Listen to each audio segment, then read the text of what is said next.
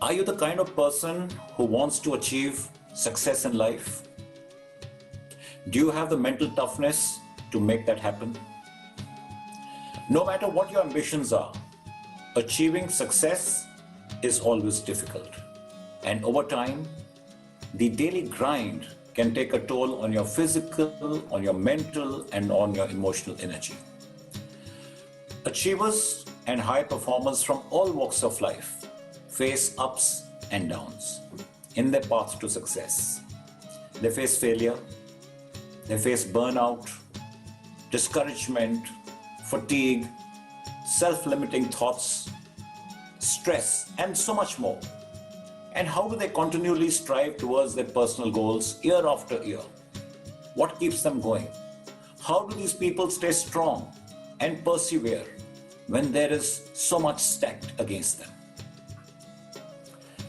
The concept of mind over matter has always fascinated me.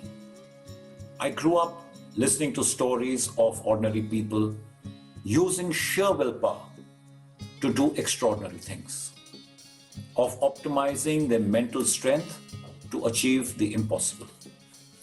Stories that inspired me, and I wondered how these people overcame their fear and how did they bring out the inner strength to achieve and realize their goals. Were they born with mental strength, or did they acquire it? Did they develop it? Would I be able to raise the bar and reimagine the limits of what my body can do? Can I set my sights higher and go farther than I have ever been before? I decoded this enigma during my journey to do the Ironman. Just a word about what the Ironman is. The Ironman is the most grueling one-day endurance event in the world, in which you have to swim 3.8 kilometers, you have to cycle 180 kilometers, and thereafter run a full marathon of 42.2 kilometers, all in that order, to be completed within 17 hours. And the sheer magnitude of this event is intimidating. And when I decided to do this, the naysayers around me were plenty. I had to start, therefore, by first convincing myself that I can do it. Because I believe that every battle that you win has to be fought twice. The first time in your mind, and the second time on the field. I also realized that this journey which I am undertaking is going to be very tiring, and there would be days when I want to quit. And in order to ensure that I don't quit, I took to social media, and that's what Dr. Sangeeta was talking about, making the announcement. I went onto social media and I announced that I'm going to do the Ironman. Now, when I did that, I put my reputation, my self-esteem, and my name on the line, leaving no window open for me now to quit. Therefore, I generated positive pressure from outside to remain in the system, to keep training for 18 long months. Having said that, I want to tell you that we are always more willing to endure something which is difficult or discomfort or tolerate a difficult situation when we know that what we are doing is good for a bigger purpose in our life. In my case, I linked doing the Ironman to a bigger purpose which I had set for myself. So always try and connect with your why. Why are you doing what you're doing? And I'll take you to the first point which I made about the pandemic. You must connect. Why are you in this situation? Why are you in this lockdown? Why are you enduring this situation? So if you can link this why to a bigger purpose of survival, you will find that you will be able to tolerate the situation much better. So always connect to your why.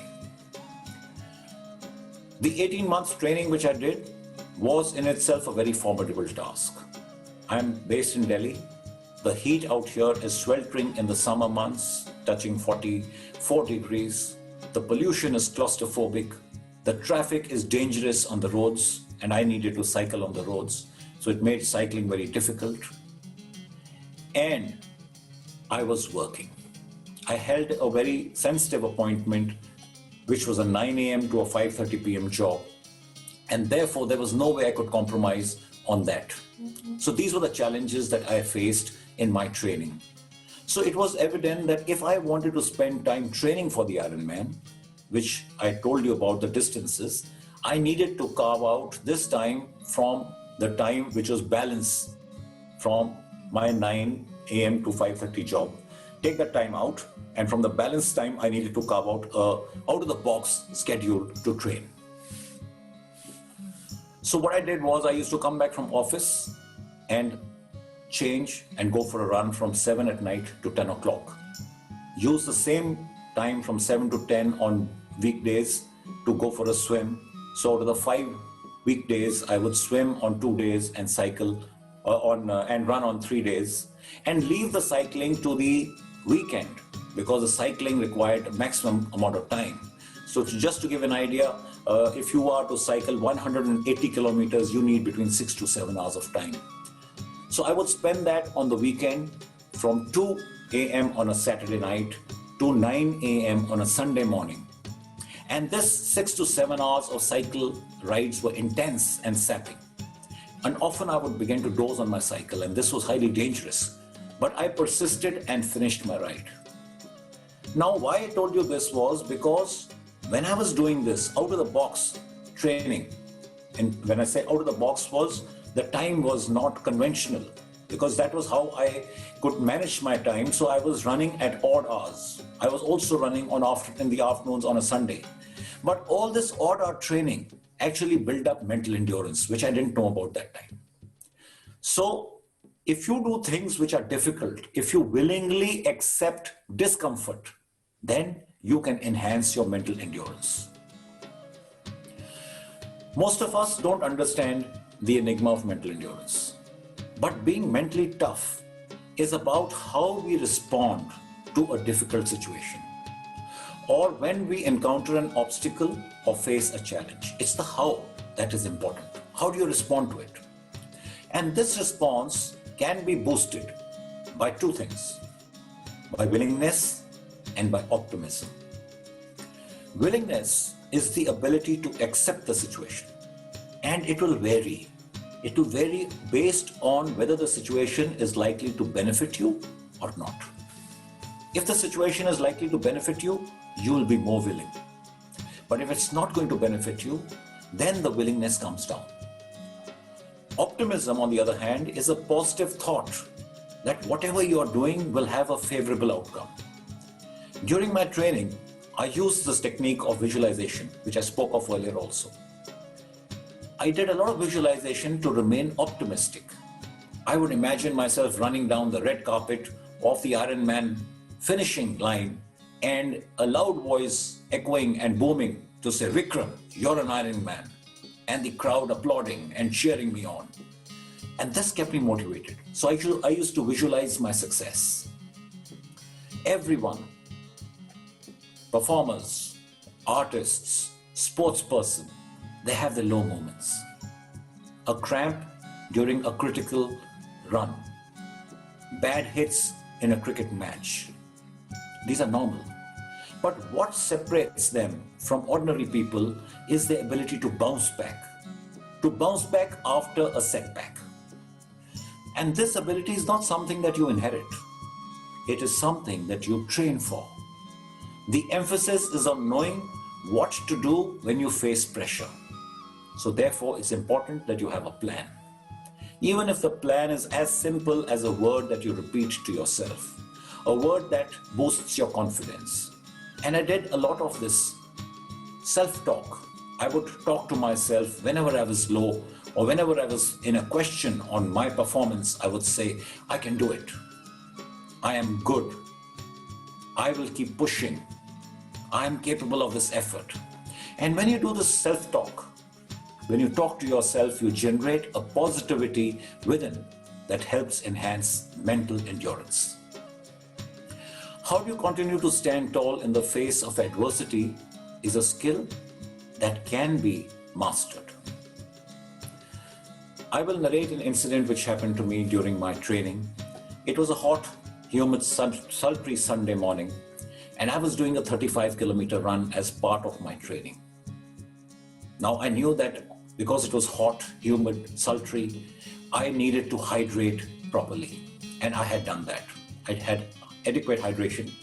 I had consumed sufficient amount of electrolytes, but the heavy sweating that was happening in this weather caused an electrolyte imbalance to happen, and at 30 kilometers into my run, I fell on the ground with severe chest and abdomen pains. I was cramping. And as I lay in excruciating pain in the middle of the deserted road I was running on, I knew that this could lead to a cardiac arrest.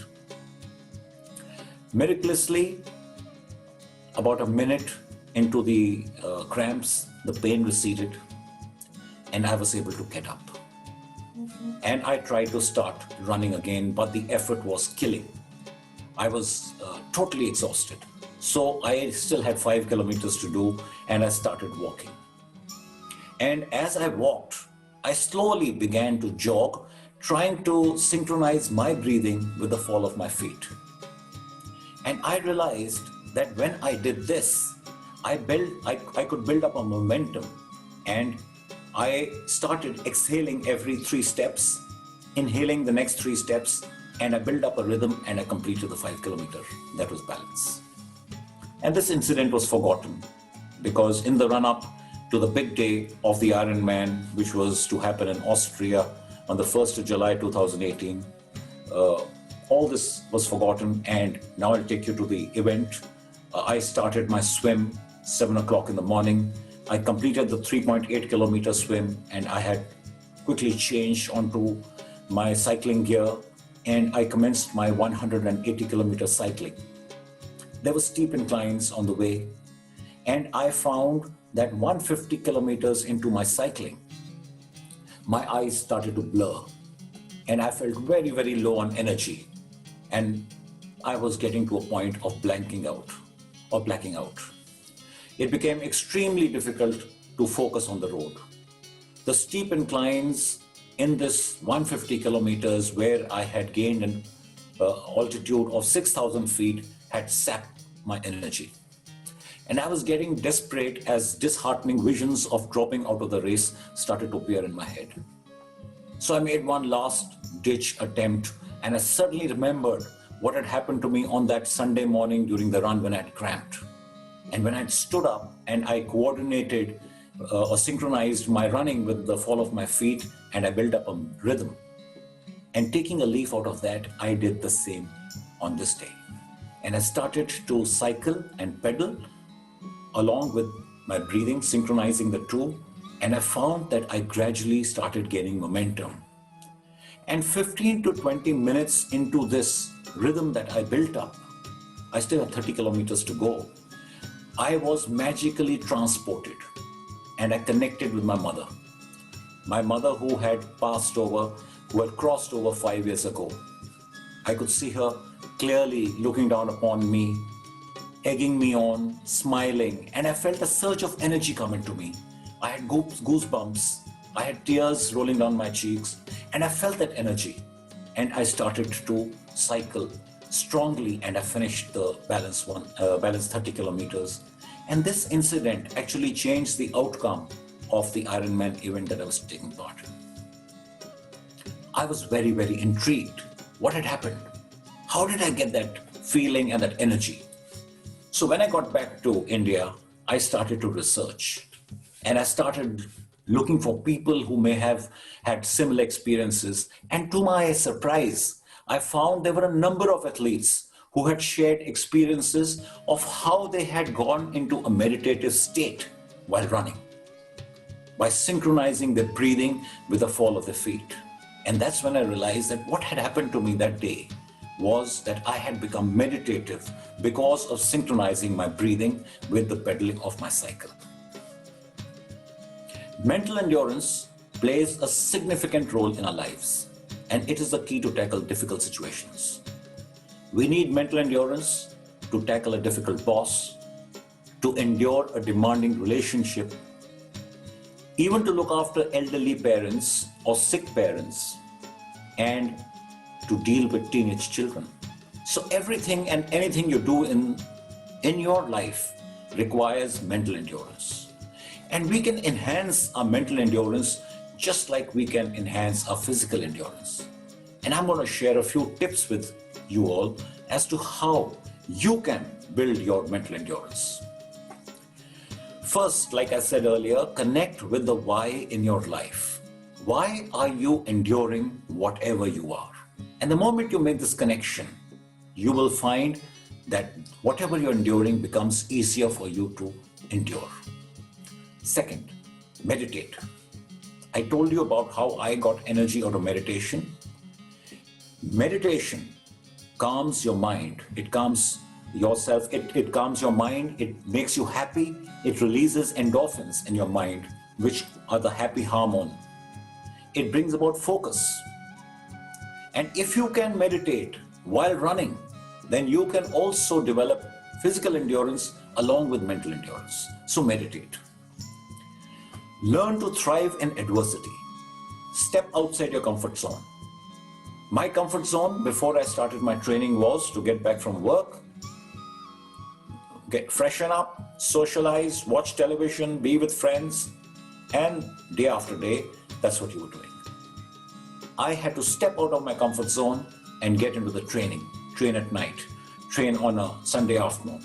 So you must step out of your comfort zone. Stretch yourself physically by seeking uncomfortable situations. Like I said, if you seek discomfort, it enhances mental endurance. I was exercising in difficult conditions and unknowingly it was helping my mental endurance to go up. So a quick way by which you can enhance your mental endurance is, it's all winter now, you go for your shower, and when you're taking a shower, stand under the cold water for 1 minute before you turn on the hot water. Willingly stand there and feel the cold stream fall on your body. And if you do this every day, you'll see it'll enhance your mental endurance. It'll enhance the way you can deal with difficult situations. Indulge in mental exercises. Exercises that challenge your brain, that improve your memory, that enhance your concentration. For example, like playing chess or doing crossword or doing Sudoku. All this will enhance building up your mental endurance. Tackle your problems head on. When faced with a difficult situation, don't brush it under the carpet.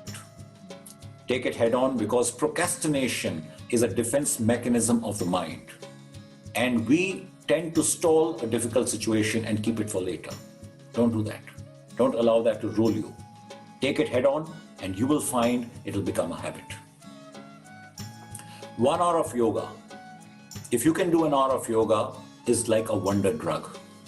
It enhances your mental health, brings about positivity and physical stamina. And magically, it promotes mental well-being. Also, you are what you eat. Consume naturally sourced protein and vitamin-rich food to keep your mind healthy. And that'll help your mind to function at optimum capacity. Do not let stress overtake you. We all have stress in our lives, but you must understand how to deal with the stress. So what do? Cultivate a hobby. Find what makes you feel happy and put more of that happiness in your daily routine. That will reduce stress. You can't stop stress which is happening to you by virtue of your condition, whether you're at work or at home or wherever the stress is coming to you, but you can reduce the effect that stress has on you by putting stuff in your daily routine which make you happy. And last, maintain your positivity. Whenever you encounter a negative person, don't fall down to their level. Bring them up to your positive level. I conclude by saying that our journeys might be different, but all of us weather the same storm. Build mental endurance to face challenges, to face rejections, to face disappointments in life. And in the face of adversity, find the calm space in your mind and fill it with willpower. Mental endurance changes the way we deal with every hard situation in our life. So my advice to you, be persistent, be consistent, and be mentally strong and inculcate a never die spirit.